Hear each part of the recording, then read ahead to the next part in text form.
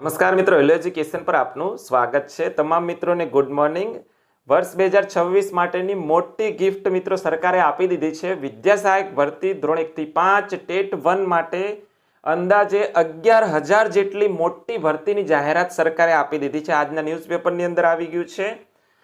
ગઈકાલે મેં વિડીયોની અંદર વાત કરી હતી, એક રીલ પણ બનાવી હતી કે આવતીકાલના ન્યૂઝપેપરની અંદર આ પ્રમાણે જાહેરાત આવી જવાની છે અને મોટી જાહેરાત આવી જવાની છે। લગભગ મોટા ભાગના ઉમેદવારોનો વારો પણ આવી જશે એવી પણ વાત કરી હતી। આજે 11,000ની જાહેરાત જોઈ ખરેખર ખૂબ આનંદ થયો છે, કેમ કે આવડી મોટી જાહેરાત છેલ્લા 15 વર્ષની અંદર થઈ નથી, મેં તો જોઈ નથી। એટલે અંદાજે 11,000 જેટલી મોટી ભરતી તો કહી જ શકાશે મિત્રો, અને એ પણ સ્પેશિયલ ધોરણ 1 થી 5 માટે। આપણને ખબર છે કે 1 થી 5માં હવે ધોરણ 1 થી 5ની અંદર જે 58 વર્ષ થઈ જાય ત્યાર પછી નિવૃત્તિનું પ્રમાણ છે હવે તબક્કાવાર વધતું જાય છે। એટલે અગાઉ ભરતી થયેલી હોય તો એ પ્રમાણે લોટની અંદર આવી રીતના શિક્ષક મિત્રો છે એ રિટાયર્ડ થાય છે, તો સ્વાભાવિક છે કે ટેટ 1 ધોરણ 1 થી 5 માટે જગ્યાઓ ખાલી પડવાની છે। અને 10 વર્ષીય કેલેન્ડર પણ આપણે જોયા છે, એની અંદર કેટલી જગ્યાઓ ભવિષ્યમાં આવવાની છે એનું પણ આપણને માળખું જાહેર કરી દીધેલું છે।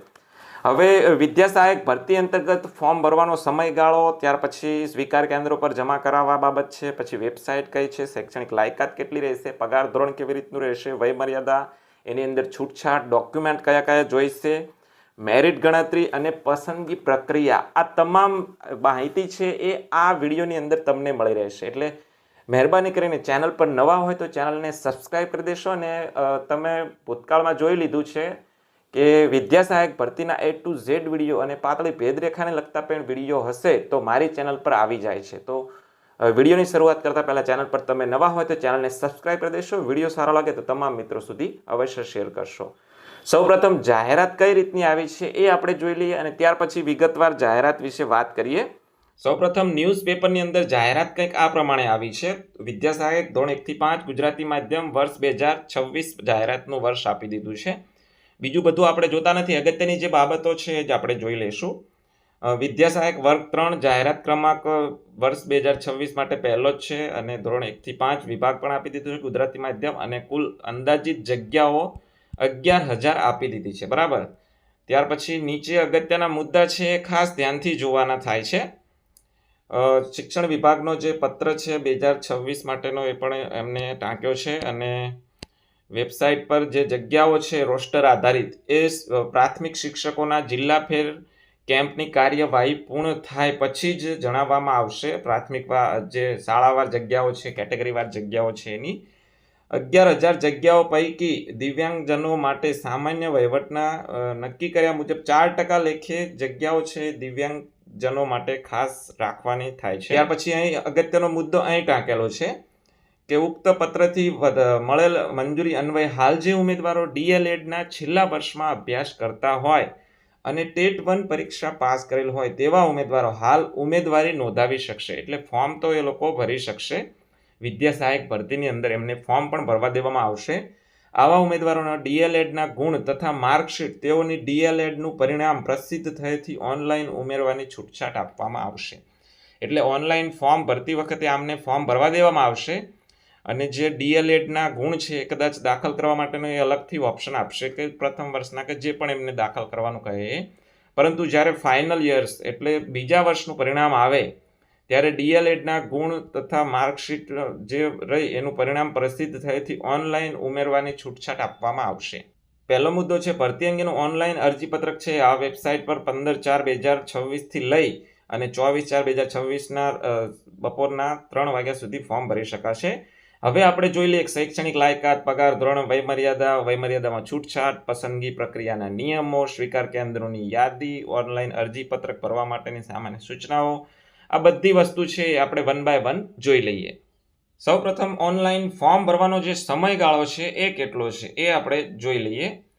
તો સમયગાળો છે 15/4/2026 થી લઈ 24/4/2026 સુધી બપોરના 3 વાગ્યા સુધી તમે ઓનલાઈન ફોર્મ ભરી શકો છો।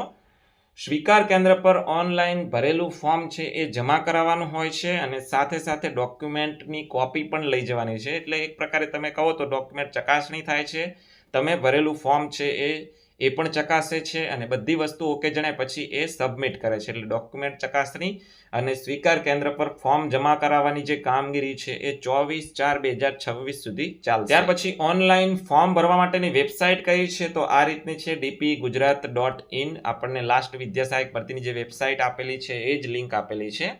ત્યાર પછી શૈક્ષણિક લાયકાત કેટલી રહેશે ઘણા બધા મિત્રોને લગભગ ખબર જ હોય છે, છતાં પણ ઘણા બધા મિત્રોને ખ્યાલ નથી હોતો તો કમેન્ટ્સ કરતા હોય છે.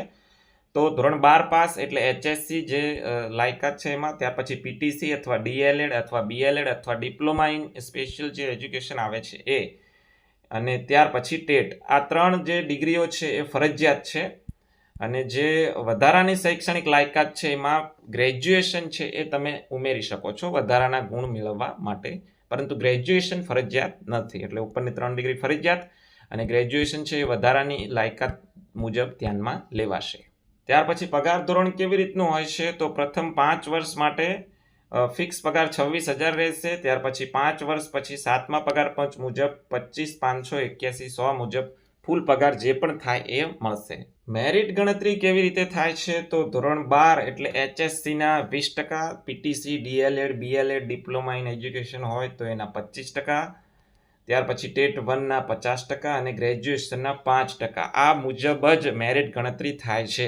અને મેરિટ ગણતરીના અગત્યના વિડીયો મેં મારી ચેનલના ડિસ્ક્રિપ્શનમાં આપેલા છે, વિડીયોના ડિસ્ક્રિપ્શનમાં, એ જોઈ લેશો. જગ્યાઓ કેટલી છે તો અંદાજે 11,000નો આંકડો આપ્યો છે. હજી કંઈ ફિક્સ નથી, પરંતુ અંદાજે 11,000 આપી છે. જે શિક્ષક મિત્રો છે એમના બદલી કેમ્પો પૂરા થાય પછી આ રીતની જગ્યાઓ છે વેબસાઇટ પર ડિક્લેર કરી દેશે. જે પણ પ્રમાણપત્રો તમે રજૂ કરો છો એની અવધિ છે એ છેલ્લી તારીખ ગણાય ફોર્મ ભરવાની, એટલે 24/4/2026 છેલ્લી તારીખ ગણાય. ઉંમર મર્યાદા માટે કટ ઓફ ડેટ પણ આરઈ જ રહેશે. નોન ક્રિમી લેયર છે, પછી EWSનું પ્રમાણપત્ર છે એ 24/4/2026 સુધી માન્ય હોવું જોઈએ તો જ તમે ફોર્મ ભરી શકો છો. એટલે ત્યાં સુધીનું જે કટ ઓફ ડેટ છે એ વેલિડ ગણાય. હવે વિદ્યા સહાયક ભરતી ધોરણ 1 થી 5માં વય મર્યાદા કેટલી હોય છે આ ખાસ અગત્યનું છે.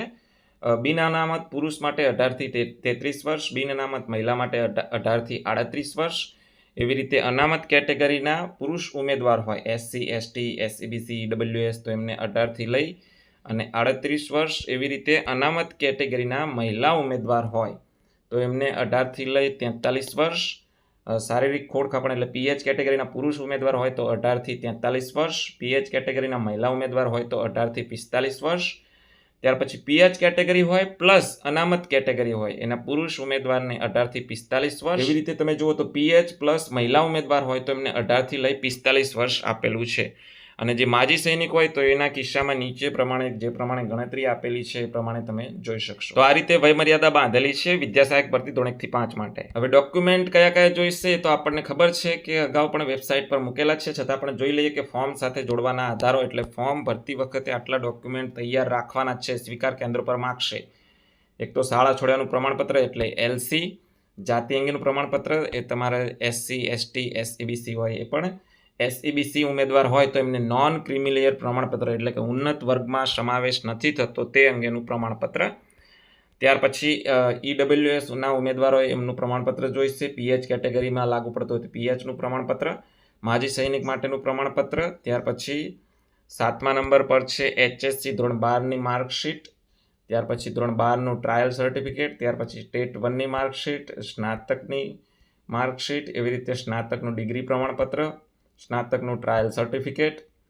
સ્નાતક એટલે ગ્રેજ્યુએશન. ત્યાર પછી PTC, DLED, BLED જે પણ તમે એડ કર્યું હોય તો એની માર્કશીટ અને એનું ટ્રાયલ સર્ટિફિકેટ. ત્યાર પછી NCTE અથવા RCI માન્ય પ્રમાણપત્ર. PTC, DLED કર્યું હોય તો ત્યાં એ સંસ્થાને માન્યતા આપવામાં આવેલી હોય છે તો એનું પ્રમાણપત્ર.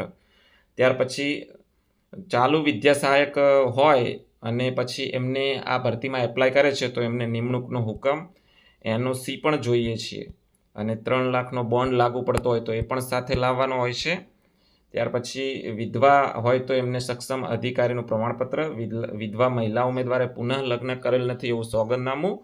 અને વખતો વખત જરૂરિયાત પ્રમાણે જે પણ અન્ય ડોક્યુમેન્ટ લાગુ પડે એ ડોક્યુમેન્ટ જોઈએ. હવે આની હાર્ડ કોપી એક બે બંચ બનાવીને જ રાખજો. તો આ પ્રમાણે વિદ્યા સહાયક ભરતી માટે ફોર્મ સાથે જોડવાના એટલે ડોક્યુમેન્ટની યાદી આપણે ગણી શકીએ. હવે સમગ્ર વિદ્યા સહાયકની જે ભરતી છે એની પસંદગી પ્રોસેસ એટલે કે મીન્સ કે ભરતી પ્રક્રિયા કેવી રીતે થાય છે એ આપણે સમજી લઈએ કે સૌપ્રથમ ઓનલાઈન ફોર્મ ભરાય છે, ત્યાર પછી એ ભરેલું ફોર્મ છે સ્વીકાર કેન્દ્રો પર જમા કરાવવાનું હોય છે, ત્યાં ડોક્યુમેન્ટ વેરિફિકેશન પણ થાય છે. એ બધું થઈ જાય પછી કામચલાઉ મેરિટ લિસ્ટ બહાર પાડવામાં આવે છે. કામચલાઉ મેરિટ લિસ્ટની અંદર સુધારા વધારા થશે, વાંધા અરજી લે, ત્યાર પછી ફાઇનલ મેરિટ યાદી પણ બહાર પાડવામાં આવે છે. એ પછી મેરિટ યાદી બહાર પડી જાય એટલે એની અંદર કોઈ સુધારા વધારા કરી શકતા નથી. પછી પ્રથમ રાઉન્ડ એવી રીતે રાઉન્ડની શરૂઆત થશે. રાઉન્ડની અંદર જે ઉમેદવારોનો વારો આવે છે એમની જિલ્લા પસંદગી આપવામાં આવે છે. એમને જિલ્લા પસંદગી થઈ જાય પછી તાલુકો અને શાળા પસંદગી એક સાથે કરવાની હોય છે અને ત્યાર પછી શાળામાં હાજર થવાનું હોય છે. તો આ પ્રમાણે સ્ટેપ છે એ ભરતી પ્રક્રિયાના રહેતા હોય છે. તો આ પ્રમાણે મિત્રો વિદ્યા સહાયક ભરતીની A to Z માહિતી લગભગ વિડીયોની અંદર મળી ગઈ છે. ખાસ ટેટ 1નું પરિણામ આવ્યું છે, લગભગ માર્કશીટ હજી સુધી વિતરણ કરેલી નથી એટલે પહોંચી નહીં હોય, પરંતુ ચિંતા કરવાની જરૂર નથી. ટેટનો સીટ નંબર જોઈશે, જન્મ તારીખ અને ટેટ પાસ કર્યાનું વર્ષ 2026 આપણે છે તો ખબર જ છે. એટલે આટલી વસ્તુથી તમે આરામથી રજિસ્ટ્રેશન કરી શકશો અને ફોર્મ પણ ભરી શકશો. તમે જેવો ટેટ નંબર, જન્મ તારીખને બધી વિગતો નાખશો એટલે તમારી માહિતી ઓટોમેટિક ફેચ થઈને આવી જશે ફોર્મની અંદર. એટલે કંઈ ચિંતા કરવાની જરૂરિયાત રહેતી નથી. ખાસ કરીને પીટીસી, ડીએલએડ કે બીએલએડ કે જે પણ કેન્ડિડેટ્સ છે ચાલુ એમને હજી પીટીસીને એવું હોય અને ફોર્મ ભરવા દીધા હોય, ટેટ 1 પાસ કરી દીધી હોય તો આપણને ખબર છે કે હજી પીટીસીનું રિઝલ્ટ આવ્યું નથી. એટલે એનું રિઝલ્ટ આવેથી પછી આ પ્રમાણે ફોર્મ ફરી ઓપન કરવામાં આવશે અને એમને ગુણ છે એને એડ કરવા દેવામાં આવશે. જે ગુણ ગણતરી છે મેરિટની એ પ્રમાણે જ મેરિટ ગણવાનું છે. કોઈ એવું નથી કે ટેટ 1ના મેરિટના આધારે જ ભરતી કરવાની છે, આવું કંઈ જ છે નહીં. ઉંમર મર્યાદાની અંદર પણ બાંધછોડ કરવામાં આવેલી નથી. જેટલી પણ ઉંમર મર્યાદા છે એટલી જ લાગુ કરવાની છે. મારા મત મુજબ જો તો લગભગ જે પણ ઉમેદવારો છે એમનો વારો આવી જ જશે. ખાસ કરીને ઉંમર મર્યાદા નડે અથવા તો ટેટ 1ના જે ગુણ છે એ 90થી નીચે હોય અને તમે સામાન્યની સીટ લેવા માટે એલિજિબલ નથી તો કદાચ તમે રહી જાઓ. બાકી લગભગ ઉમેદવારોનો વારો આવી જશે, આવો મારો અંદાજ છે. 11,000 જગ્યા એટલે ઓછી નથી.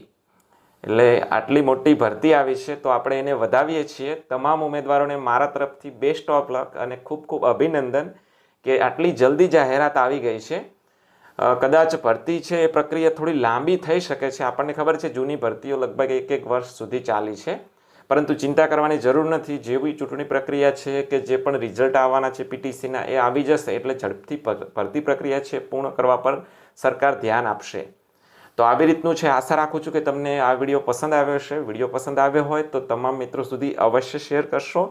વિદ્યા સહાયક ભરતીના જે A to Z વિડીયોઝ છે મારી ચેનલ પર આવશે ને આવશે જ, એટલે ચેનલને પ્લીઝ સબસ્ક્રાઈબ કરી લેજો.